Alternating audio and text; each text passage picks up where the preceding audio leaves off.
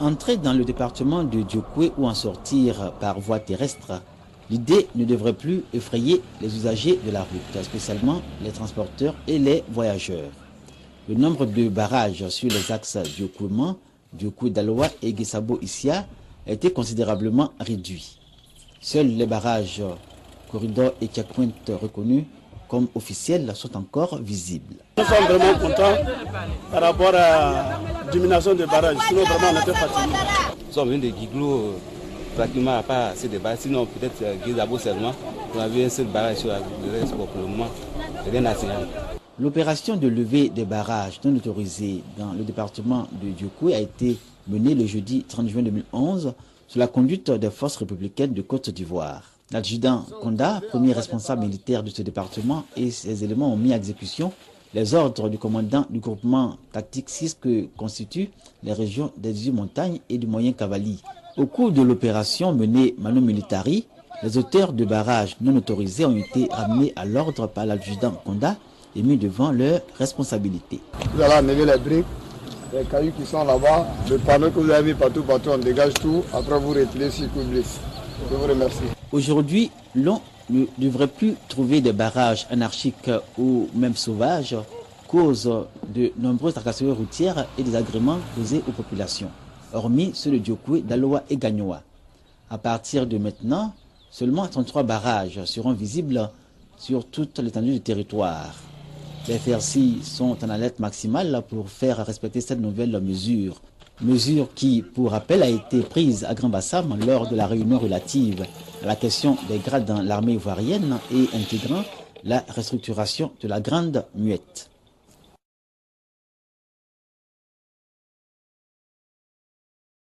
Alors, Monsieur le ministre, on vous a vu sur le terrain pour l'opération de démantèlement de ces barrages non autorisés, mais on constate qu'il y a encore ces barrages à l'intérieur du pays. Alors, votre réaction? Oui. D'abord, je vous remercie de l'occasion que vous m'offrez de m'exprimer sur le plateau. Depuis, je crois, la prise de notre fonction, c'est la première fois que je le fais. Je voulais saisir l'occasion pour remercier aussi le chef de l'État, le Premier ministre et le ministre de la Défense, dont je suis le ministre délégué, pour m'avoir fait confiance alors, à ce poste. Et vous parlez des barrages. Effectivement, il faut noter que nous venons de très loin. La question des barrages et des raquettes n'est pas nouvelle en Côte d'Ivoire. Beaucoup de gouvernements s'y sont frottés. Et il faut noter que depuis la mise en place du gouvernement du président Ouattara, le gouvernement 2, le gouvernement a pris des dispositions pratiques pour lever ces barrages. Et il a été retenu les 33 barrages autorisés qui sont connus des forces de sécurité, des forces de défense. Et nous-mêmes, après que le Premier ministre nous ait donné l'exemple de la défense, nous-mêmes sommes rendus sur le terrain pour donner l'exemple. Et sachez que c'est une tâche ardue qui prendra un peu quelque temps. Mais il faut noter qu'au niveau d'Abidjan, des efforts ont été faits et on peut le constater. Nous-mêmes, nous faisons quelques missions d'évaluation pour constater effectivement cette situation. Et les observateurs nous ont aussi noté que la situation s'est beaucoup améliorée au niveau d'Abidjan. Et on a été à l'intérieur du pays aussi pour donner des exemples. Et le chef de l'État a instruit les généraux et le jeudi, vous avez suivi d'ailleurs l'élément qui vient de passer, où sur l'ensemble du territoire, en dehors d'Abidjan, il y a une grande campagne qui vient d'être lancée pour que ces barrages et donc les raquettes qui en découlent soient complètement, je dirais, arrêtés. Et c'est une tâche de longue haleine, mais je pense que nous sommes aujourd'hui dans la bonne voie, dans la bonne direction. Dans la bonne voie. Voilà, alors vous sortez fraîchement d'un atelier sur la création de la nouvelle armée de Côte d'Ivoire. Alors, vous pensez sincèrement que les deux partis, je veux parler des FANCI et des FAFN, des Forces Nouvelles, vous pensez que ces deux partis ont franchement décidé de vivre ensemble, de travailler dans la même armée? Surtout qu'on sait que ces deux forces se sont tirées là-dessus. C'est considéré comme étant des ennemis d'hier. Alors vous pensez que la cohabitation est possible? Vous sortez de Bassam, votre objectif c'est de créer une nouvelle armée. Mais est-ce que cet objectif est atteint? La cohabitation est possible. il faut voir que cette cohabitation a été exigée, demandée par l'accord politique de Ouagadougou, qui indiquait qu'après la sortie des crises, après les élections, il était nécessaire de former une seule armée, puisque nous avons connu une situation de belligérance. Et cette situation de belligérance devrait s'arrêter également par la mise en place d'une unique armée. Et les forces républicaines de Côte d'Ivoire, qui ont été donc créées par ordonnance par les chefs de l'État le 17 mars dernier, comprennent les ex-FANCI et les ex-forces armées des forces nouvelles. Alors il faut bien qu'on explique à la population qui est FRC. Oui, ça va. Donc, vous avez les ex-FANCI, qui sont donc des militaires, ce qu'on appelle communément les militaires, c'est-à-dire l'armée terrestre, n'est-ce pas? C'est-à-dire les militaires qui sont dans l'armée, les forces terrestres.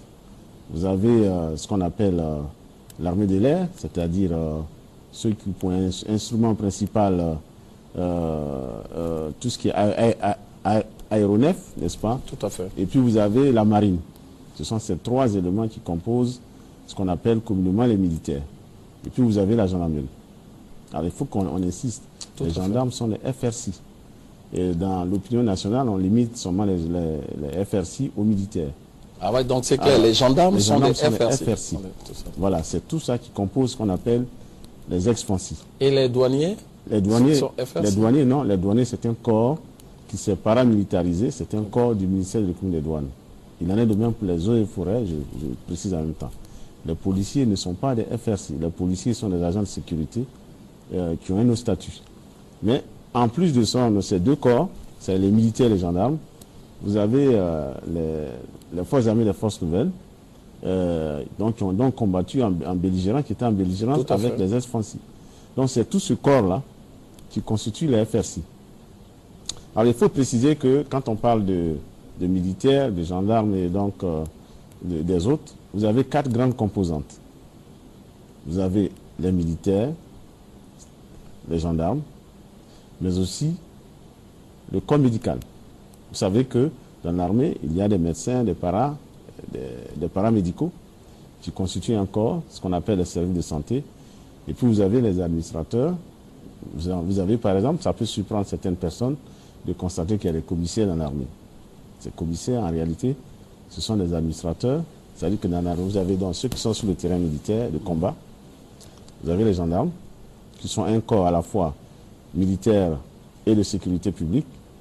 Vous avez les autres qui accompagnent sur le terrain militaire. Vous avez des médecins, des pharmaciens, des infirmiers, etc., qui constituent un corps à part. Et puis vous avez les administrateurs, ceux qui gèrent parce que ils gèrent le stock, ils gèrent les finances, qu'on appelle aussi les intendants. Ouais. Donc, c'est tout cela qui constitue ce qu'on appelle les forces républicaines de Côte d'Ivoire. Alors, vivre ensemble, c'est important parce que l'objectif de l'atelier, justement, le premier objectif, c'était donc de les emmener à vivre ensemble et aussi à partager des journées ensemble, des journées de travail, des repas ensemble, des discussions ensemble. Et je crois que ça a été positif. Je peux vous donner un exemple concret. Oui, mais ça a été positif, mais c'est que pendant que cet atelier-là se déroulait à Bassam, on vous a signalé un incident dans la commune de Yopougon, entre gendarmes et FRC, qui se sont tirés là-dessus. Oui, c'est un incident malheureux, on le regrette, mais on peut l'expliquer. C'est vraiment un incident, je dirais, mineur. C'est vrai qu'on a entendu des tirs. Il s'agit simplement d'un groupe de jeunes combattants qui faisaient la marche le matin, la marche matinale. Et il y avait donc un camion de gendarmes qui voulait passer et donc qui a constaté que la voie était barrée. Donc ils ont tenté de faire un forcing. Et bon, écoutez, ça c'est aussi un élément de jeunesse. Et alors, il y a eu des échanges verbaux et il y a eu des tirs en l'air, simplement, d'intimidation. Mais on a réglé cela, puisque dans l'après-midi de la soirée, nous avons réuni les différents corps, les différents chefs, et ils ont fait la paix. Alors, et puis il y a un autre problème, c'est qu'en Côte d'Ivoire aujourd'hui, tout le monde porte des treillis. On vend des treillis partout. Tout le monde peut acheter des treillis. Dans la ville, on voit tout le monde en treillis. Alors, la nouvelle tenue, c'est pour quand? Pour faire la différence. C'est les conséquences du conflit. N'oublions pas que nous sortons de 2 mois et demi de conflit. On l'oublie souvent. Alors, ce qu'il faut noter d'abord, pour faire les tenues, il faut que les agents viennent au travail. pour qu'on puisse les distinguer. Je vais vous surprendre. Vous savez que, peut-être vous ne le savez pas, les gendarmes, les policiers, quand ils rentraient à la maison, ils laissaient leurs tenues au travail, ainsi que leurs armes. Mais pendant le conflit, naturellement, ayant laissé les tenues au travail, c'est-à-dire dans les brigades, les commissariats, évidemment avec le conflit, certains ne les ont pas retrouvés, d'autres ont disparu. Donc, on est amené à refaire les tenues. Vous avez deux types de tenues chez le militaire. Vous avez la tenue treillis, c'est-à-dire la tenue qui permet donc, d'aller au combat, ce que vous voyez, ce qu'on appelle les treillis classiques, bleu pour les donc, gendarmes. Mais vous avez la tenue du corps, de chaque corps. Vous avez les aviateurs ont des tenues différentes, n'est-ce pas, aux gendarmes. Les gendarmes ont des tenues différentes aux marins. Ouais. Ça, c'est des tenues spécifiques. Pour le moment, ce que nous voulons, c'est que chaque militaire, chaque élément FRC ait son treillis pour venir au travail. Et ensuite, nous allons demander à ce que chaque corps nous détermine la nouvelle tenue, si d'aventure c'était le cas, la nouvelle tenue qu'ils voudraient bien porter. Et là, c'est eux qui vont choisir leur tenue. Mais pour le moment, ce qui est important, c'est d'avoir le treillis pour venir au travail. Et nous avons fait, à partir de l'exercice de paix que nous venons de faire, que nous allons reproduire d'ailleurs, nous avons dans l'armée un taux très élevé de présence. Nous avons eu 97%, je dis bien, de taux de présence. Mais s'ils ne viennent pas souvent, c'est justement la question des tenues. Et vous vous rappelez, nous-mêmes, nous avons présidé une cérémonie de remise des tenues. Donc les tenues arrivent, d'autres arriveront. Et je pense que dans les semaines qui viennent, le maximum sera fait pour que tout le monde ait sa tenue. Merci donc d'être passé sur ce plateau. Mais une dernière préoccupation. On a entendu parler de la fin des hauts liqueurs. Est-ce que vous pouvez confirmer cette information? Ces hauts liqueurs que percevaient les forces de défense et de sécurité. Aujourd'hui, on ne parle plus de ça. Pourquoi? Oui, c'est une réalité. Il faut qu'on explique à la population à quoi servaient ces primes. D'abord, initialement, ça s'appelait prime de front, prime de guerre. C'est une prime de guerre, ça veut dire qu'on vous motive pour aller au combat. Donc, il n'y a plus de guerre. Donc, la prime ne s'impose plus. Ça, c'est la première raison. La deuxième raison, c'est que certains nous ont indiqué que ces primes avaient été intégrées à leur salaire. Mais lorsque nous sommes arrivés, avec les enquêtes que nous avons menées, nous n'avons trouvé aucun support administratif qui indiquait que ces éléments avaient été intégrés au salaire. Et troisième raison, nous avons une nouvelle armée, il faut créer la cohésion. Nous avons fait le constat que les éléments ex-FAFEN n'ont pas cette prime. Donc, il est extrêmement difficile dans une armée où on veut créer la cohésion que certains aient une prime et que les autres ne l'aient pas. Et cela peut créer des remous qu'il faut éviter. Et dernière raison, elle est financière. Et vous savez, les difficultés dans lesquelles nous sommes, financièrement, l'État se bat chaque jour pour trouver les ressources.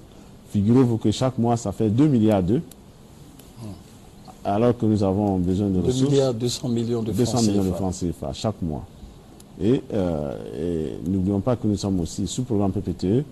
Et pour l'allègement de la dette, nos partenaires ont demandé à ce que cette prime soit supprimée. Donc il y a plusieurs raisons aujourd'hui pour que cette prime soit effectivement supprimée. Et le gouvernement l'a dit et le gouvernement ne reviendra pas sur cette décision.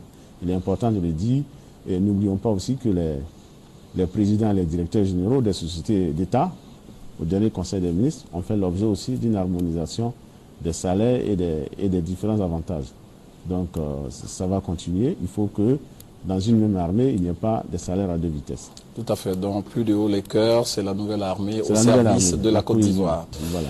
Merci. Alors, excusez-moi quand même, on invite donc les uns les autres à reprendre le travail, à ne pas perturber les autres qui viennent au travail, en donnant de fausses informations aux autres qui veulent bien travailler.